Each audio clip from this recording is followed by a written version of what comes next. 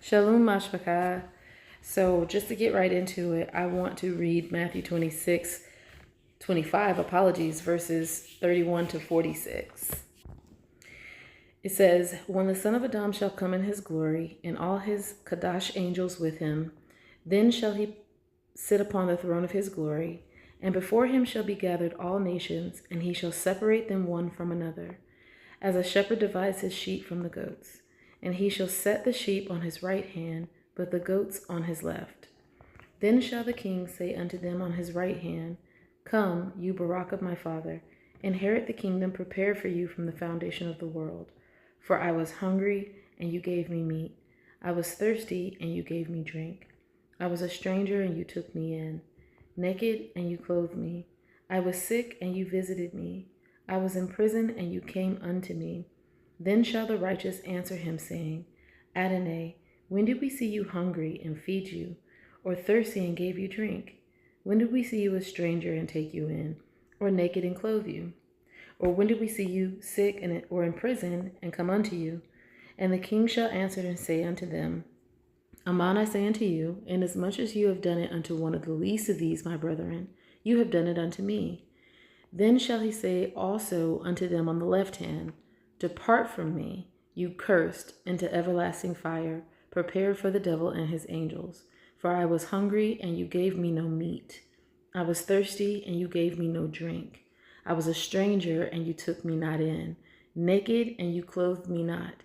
Sick and in prison, and you visited me not.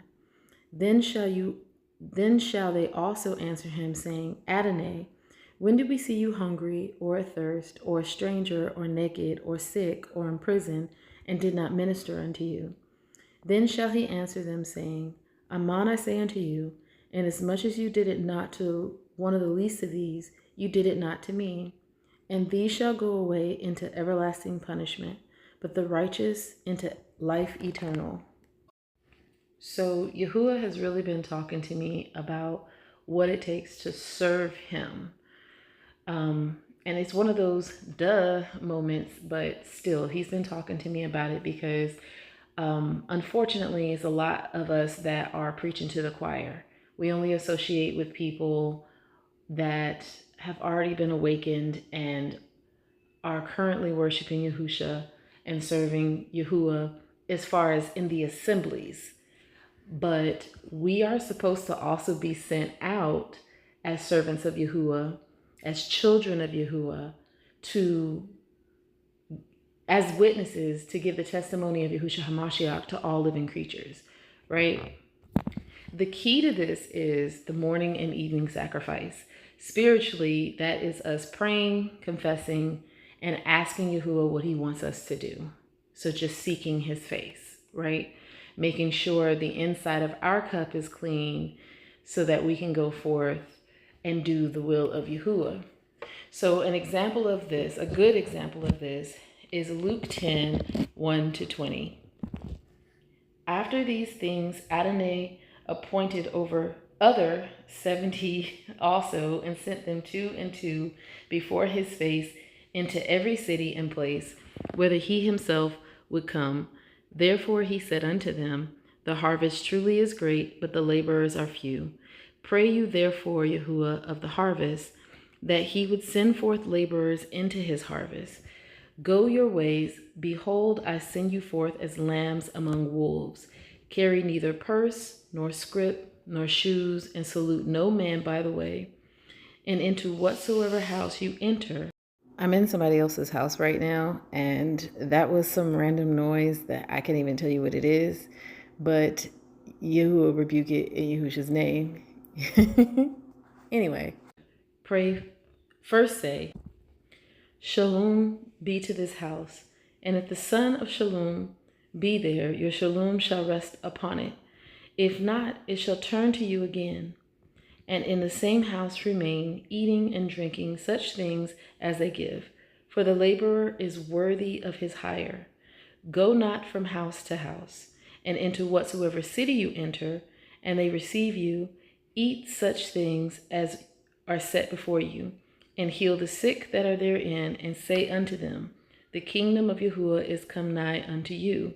But into whatsoever city you enter, and they receive you not, go your ways into the streets of the same, and say, even the very dust of your city, which cleaves on us, we do wipe off against you. Notwithstanding, be you sure of this, that the kingdom of Yahuah is come nigh unto you. But I say unto you, that it shall be more tolerable in that day for Sodom than for that city. Woe unto you, Chorazin, or Chorazin, woe unto you, Bayazayad, for if the mighty works had been done in Zar and Sayadun, which have been done in you, they had a great while ago repented, sitting in sackcloth and ashes. But it shall be more tolerable for Zar and Sayadun at the judgment than for you. And you, Capernaum, which are exalted to heaven, shall be thrust down to Sheol. He that hears you hears me, and he that despises you despises me, and he that despises me despises him that sent me. And the 70 turned again with joy, saying, Adonai, even the devils are subject unto us through your name. And he said unto them, I beheld Satan as lightning fall from heaven. Behold, I give unto you the power to tread upon serpents and scorpions, and over all the power of the enemy, and nothing shall by any means hurt you. Notwithstanding in this rejoice not, that the Ruachs are subject unto you, but rather rejoice because your names are written in heaven. So Yahuah sends us out with the testimony of Yahushua HaMashiach in our hearts, and we're to testify to every living creature. This requires us to cleanse the inside of our cup and be filled with the Ruach HaKodesh. The reason why that is very important, that the inside of your cup is clean and you're filled with the Ruach HaKodesh, is because it prevents us from being easily offended, so we can hear properly in the Ruach to be used of Yahuah. What I mean by this is, for instance, if Yahuah sends you out and you haven't dealt with your mother or father wound, right? You have daddy issues, you have mommy issues, right? And you haven't dealt with them. The unclean spirits within a person are going to know these issues, right? Via the familiar spirits that might be attached to you. So with that being said, you're here trying to give the testimony of Yahushua Mashiach, and that vessel is going to be led to say something that's kind of like targeted at your carotid artery, right? Spiritually. Part of the armor that Yahuah gives us is the shield of faith, which is supposed to be able to quench the fiery darts of the enemy, right? Which means the enemy gonna be throwing shade. The enemy gonna be throwing shade. If you're easily offended by these tactics, then Yahuah's will is not going to be done in that moment.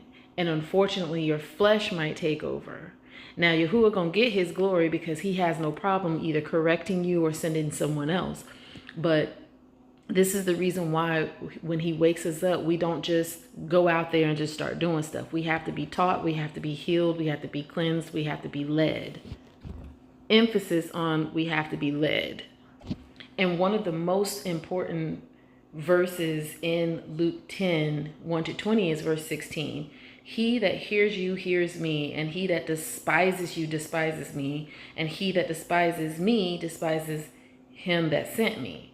So Yahusha is letting us know by the conversation he's having with these taught ones that if a person despises you, essentially it goes all the way up the chain of command to Yahuah. So it's not you that they despise Yahuah.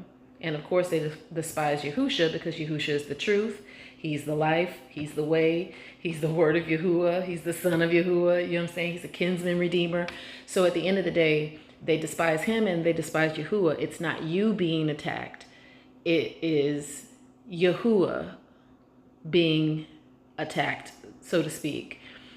So it's important that our flesh is not what's operating in and through us, but the Ruach HaKodesh. Shaul said it best. It's not I who lives, but Mashiach who lives in me, right? With that being said, I want to tell you, I'm not going to tell you the whole dream. I'm just going to tell you a part of the dream. So in this part of the dream, I was sitting in a church type building. I know it because of the furniture that was in there. Everybody knows what the inside of a sanctuary of a church, of a Christian church, looks like. So I was sitting in there, and I was sitting on one of the pews that was in the back up against the wall, and there was a person, a Christian, that was sitting kind of towards the middle. And this person, now it was filled in there. It was filled up. This space was very small. It was like 900 square feet. So it wasn't that big, but it was packed. And there was this one person that was in there that was just talking trash about me. And everybody that was sitting there was listening to what they were saying and laughing and pointing and all the other stuff. And the whole time I'm trying to talk to this person. And every time I get to the point where I want to go off, where I want to set it off up in there, I literally hear a voice telling me, calm down. Wait a second. Like, it's literally a voice in the dream that's guiding me on how to respond to what's going on. And so on the outside, it appears that I'm keeping my composure and I'm being very patient and cool and calm-headed. But on the inside, because I'm the one that's feeling it on the inside, I really want to set it off. I'm saying that to say Yahuah has since revealed to me who that person is. And it was funny because I was having a conversation with this person, and it was in that conversation that Yahuah was like, that's the one right there. And it was something that the person said. And I was like, Now, mind you, I didn't say anything to the person. I just made a note. One of the things Yahuah has been having me to do lately is to really listen. About a year or two ago, he was teaching me about active listening. And now I'm really having to put that into practice.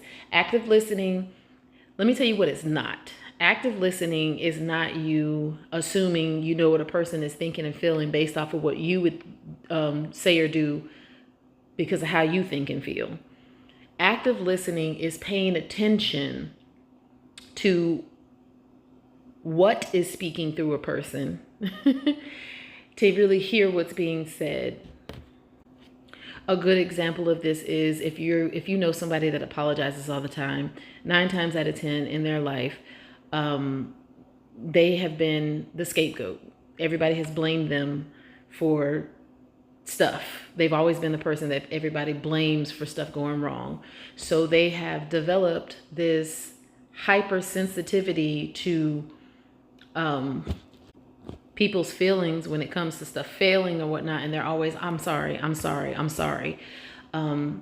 I've had people in my life before that they haven't talked to me in about a month or two, and when we do talk, and I'm saying a month or two, it's really been a month or two, and then when they contact me, they say, oh, I apologize for not contacting you. Now, the thing about me is, I'm okay with you not contacting me in about a month or two, because one, I understand that we all have lives, and life be lifing.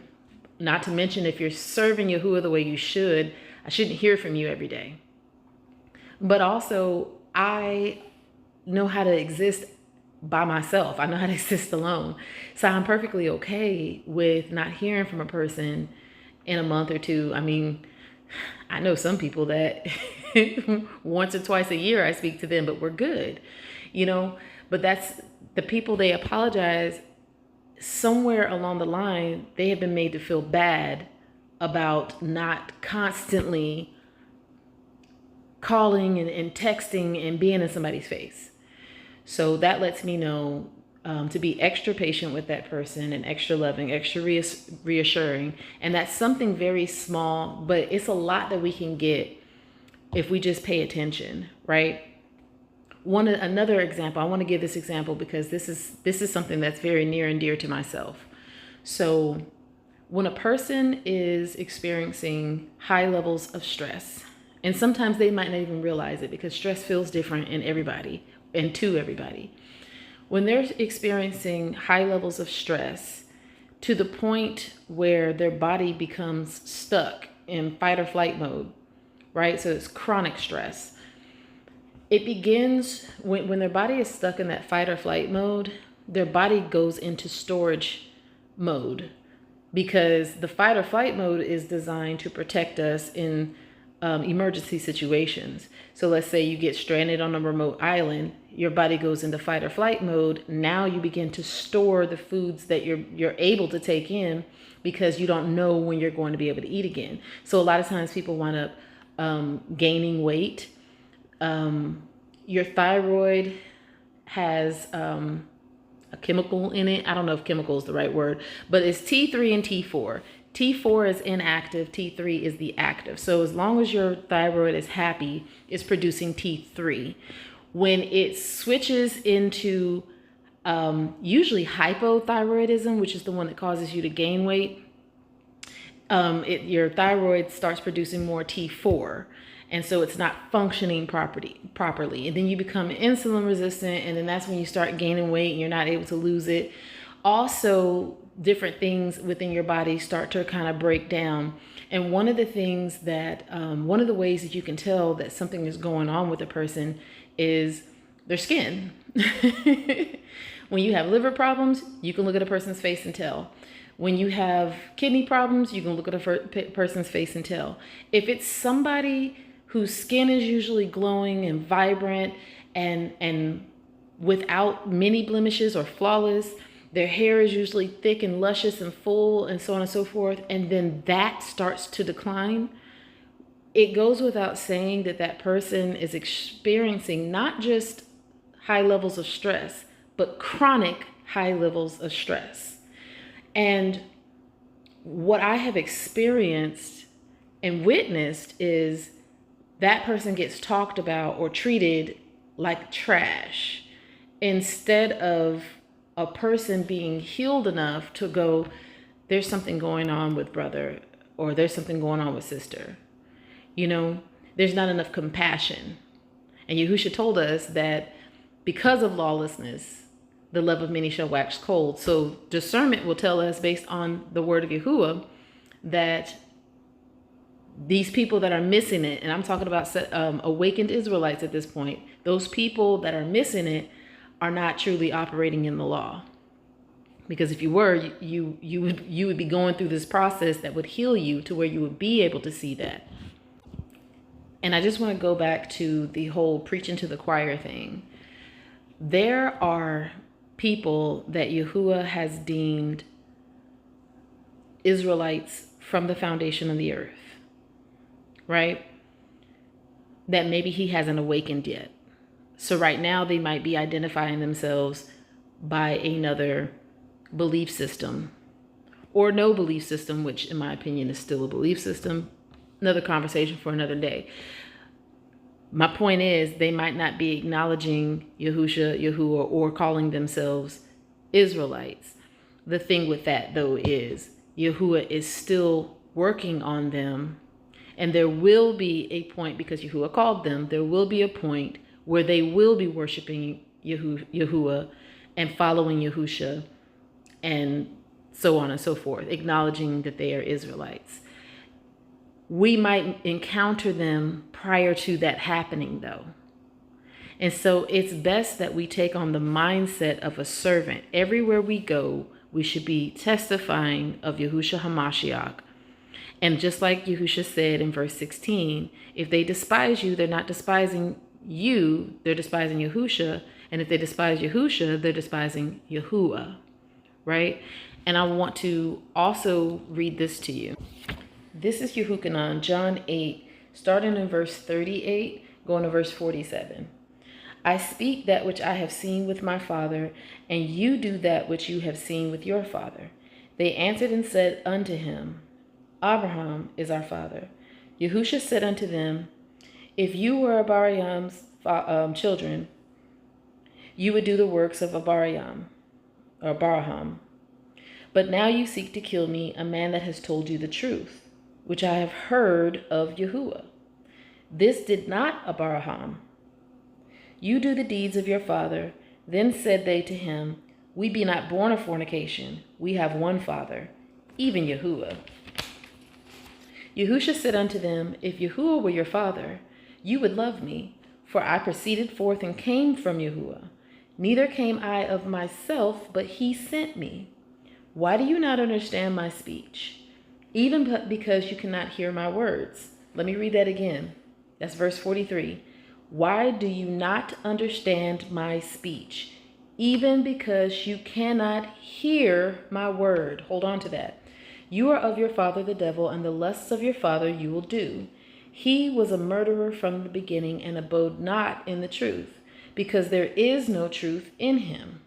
When he speaks a lie, he speaks of his own, for he is a liar and the father of it. And because I tell you the truth, you believe me not. Which of you convicts me of sin? And if I say the truth, why do you not believe me? Yahushua is about to answer that question. He just asked the question and now he's about to answer it. Verse 47. He that is of Yahuah hears Yahuwah's words. You therefore hear them not, because you are not of Yahuah. So Yahushua is letting us know, if you be Yahuwah's, you can hear Yahuwah's word. If you're not Yahuwah's, you can't hear Yahuwah's word. Notice what Yahushua did not say. He didn't say, he that is an awakened Israelite and knows of Yahuwah. He said, he that is of Yahuwah hears Yahuwah's words. That's the same way all of us were able to awaken, because we were of Yahuwah. So when the truth was brought to us, we understood that it was the truth, and we followed the truth because we're of Yahuwah. This is very important because, again, unfortunately, there's this mentality that once you awaken, everybody around you is supposed to know the truth. And if they don't, there's a judgment. You don't know the truth. You don't know the truth. There are people that are going to church on Sundays, that are calling on JC and God, that are of Yahuwah's. And their fruit shows it. He just hasn't given them the testimony of Yahushua yet. Right? They haven't received that testimony yet. But they're sitting in church wondering why nobody's following the words in this book. They're sitting in church wondering why the teaching and the preaching coming across the pulpit is not lining up with what's written in this book. They've been questioning. They've been seeking. There's someone in a Jewish synagogue with that same thing. There's a Buddhist somewhere with that same thing. There's someone practicing witchcraft with that same thing going on. And if we're only ever greeting our brothers and sisters that are already awakened, who already have the testimony, then who are we testifying to? And you'll know if you're truly being led of Yahuwah to testify to every living creature, because it won't be public. It won't be public. You'll have a lot of conversations off screen, right? Not saying that it's not good to fellowship with like-minded individuals. That's perfectly okay. But our lives are supposed to be given to Yahuwah as witnesses of Yahushua HaMashiach that testify of Yahuwah's truth, who is Yahushua HaMashiach. One of the most important lessons that Yahuwah taught me was that we are walking alone, yet together. So everybody that Yahuwah has awakened is on his set apart narrow path, but we're still walking alone because we're not all on the same part of the path. Some are further ahead than you. Some are further behind. And although there might be some that's in the same spot as you, the one that you're supposed to be walking with is Yahuwah. I've talked about it before. Autonomy. Autonomy is how we are able to let go of those that need to be let go of when Yahuwah says, not just people though, places and things. We cannot hold on to things that are not of Yahuwah and embrace them and make them as idols and then expect to serve Yahuwah properly. So although we are supposed to be going out and serving those who may not have been given the testimony of Yahushua yet, by preaching the gospel to every living creature. And I would like to say, let me stop saying preaching the gospel. By bringing the Bashar of Shalom. If you go to Ephesians chapter 6, where it says the gospel of peace, that's the Bashar of Shalom. Bashar in the English, I'm not going to give the paleo definition, but it's Bayath Shan Rosh, if you want to go study it for yourself. But it means flesh, right? And then shalom. So it's the flesh of peace. Yahushua is the peace offering. Romans 5:1 confirms that. I'm not going to go all the way into it, but when Yahushua is telling them in John chapter 6 that they have to eat his flesh and drink his blood, he's referring to himself as the peace offering. Leviticus 3, the whole chapter talks about the peace offering. But if you go over to chapter 7, starting in verse 11, it talks about two different peace offerings, the thanksgiving and the voluntary or vow offering. Each one of those peace offerings, you have to eat the flesh, right? Yahushua was very strategic in the things that he said. He's the peace offering. So the Bashar of Shalom is the peace offering. It's a peace offering. It's a testimony of the peace offering, right? Who is Yahushua. Going back to autonomy, I want to read to you Luke 14. First, I'm going to read verses 16 to 26, and then I'm going to go back up and read 7 to 15. So 16 to 26 reads, Then said he unto him, A certain man made a great supper, and bade many, and sent his servant at supper time to say to them that were bidden, Come, for all things are now ready. And they all with one consent began to excuse. The first said unto him, I have but a piece of ground, and I must needs go and see it. I pray you have me excused. And another said, I have bought 5 yokes of oxen, and I go to prove them. I pray you have me excused. And another said, I have married a woman, and therefore I cannot come. So that servant came and showed his adun these things. Then the adun of the house, being angry, said to his servant, Go out quickly into the streets and lanes of the city, and bring in hither the poor, and the maimed, and the halt, and the blind. And the servant said, Adun, it is done as you have commanded, and yet there is room. And the adun said unto the servant, Go out into the highways and hedges, and compel them to come in, that my house may be filled. For I say unto you, that none of those men who were bidden shall taste of my supper. And there went great multitudes with him. And he turned and said unto them, If any man come to me, and hate not his father, and mother, and woman, and children, and brethren, and sisters, yes, and his own life also, he cannot be my taught one, my lamud, my student, right? Now, that's not saying hate in the sense of you dislike them. It's hate in the sense of you're willing to cut ties if that's what it takes to walk with Yahuah. That's what he means when he says if you don't hate. And the people that he lists are people that we cling on to very heavily. We cling on to our children. We cling on to our parents. We cling on to our brothers and sisters that were born into our immediate family, right, with us. And he's saying, if you don't hate them, you can't be my student. Because basically, essentially what he's saying is you're not ready to be my student. Because your ties to those people could compromise your walk with Yahuah. Because if one of them isn't obedient to Yahuah, your relationship to them could compromise your relationship to Yahuah if you should let it, right? There's that stumbling block that's there. So you have to be willing to walk away from that person in order to walk with Yahuah.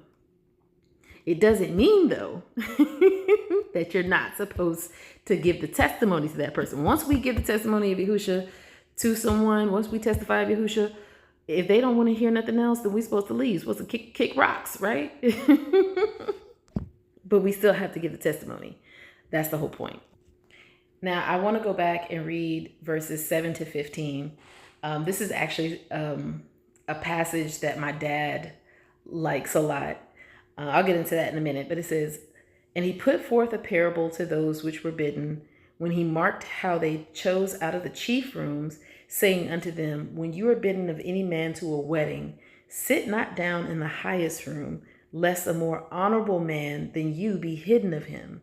and he that bade you and him to come and say to you, give this man place, and you begin with shame to take the lowest room. But when you are bidden, go and sit down in the lowest room, that when he that bade you comes, he may say unto you, friend, go up higher. Then you shall have worship in the presence of them that sit to eat with you. For whosoever exalts himself shall be abased, and he that humbles himself shall be exalted.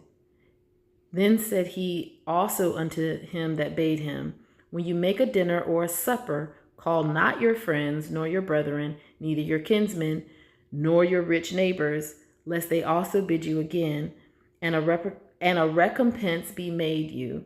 But when you make a feast, call the poor, the maimed, the lame, the blind, and you should be Barak, for they cannot recompense you, for you shall be recompensed at the resurrection of the just. That last part, 12 to 14, goes along with what Yahushua is saying.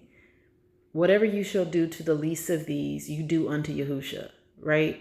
So we shouldn't have this mindset that we're only going to call and check on and speak to and whatnot those people who have already been awakened and already know Yahuwah and Yahushua and are walking with them. If you see somebody that is in need, it shouldn't matter what they believe. I don't care if they just cussed you out 2 seconds prior. They're in need.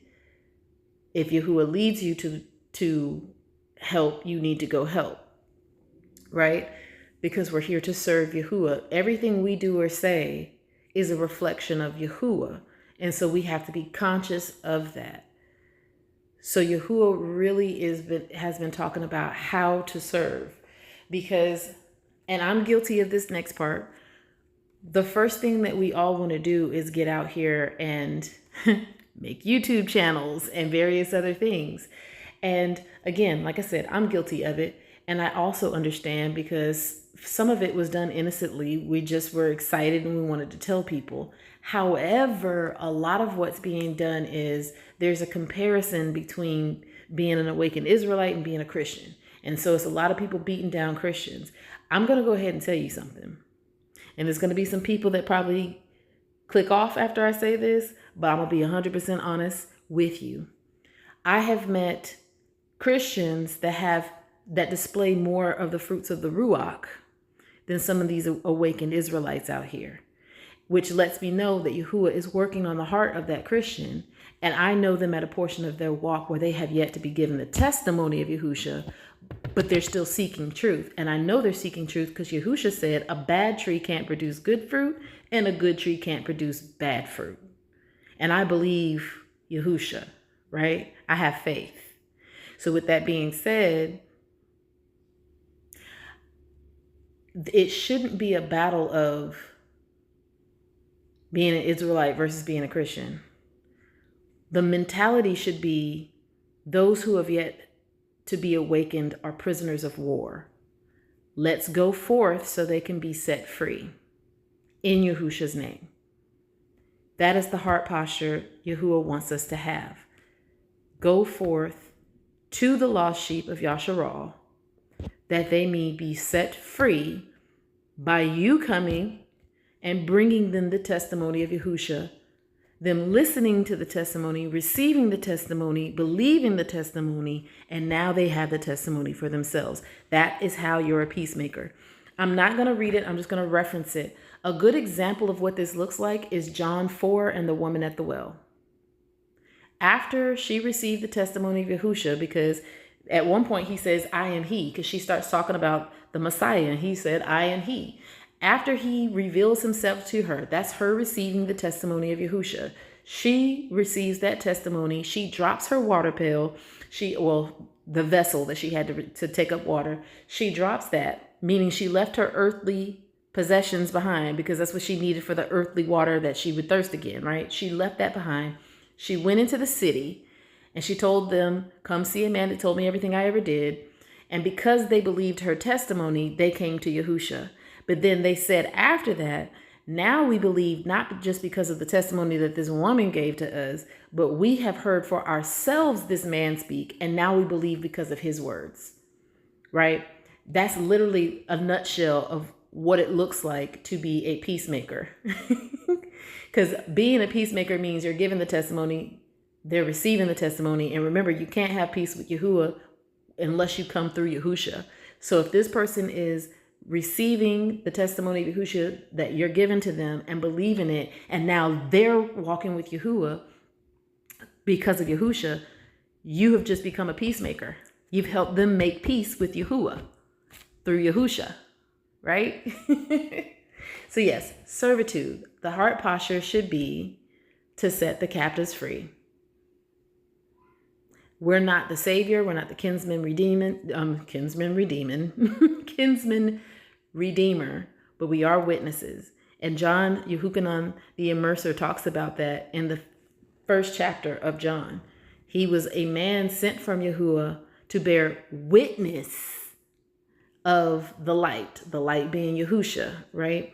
And then in verses 33 and 34 of John chapter 1, he reveals who Yahusha is. This is a man that was born with Ruach HaKodesh. You can go to Luke chapter 1 and you can read about that.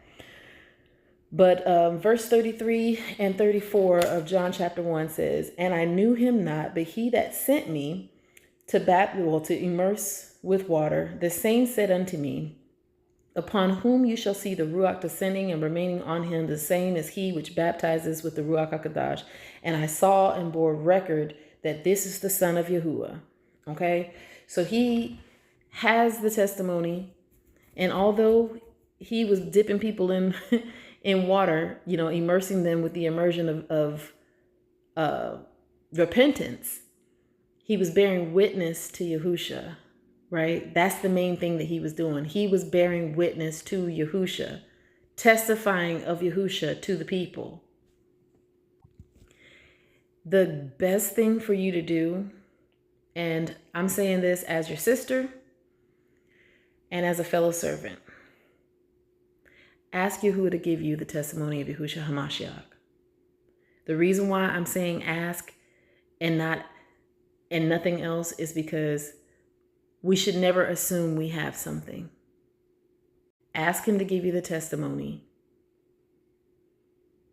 to reveal who Yahusha is to you, for real, for real. Especially if your only knowledge of Yahusha comes from flesh and blood.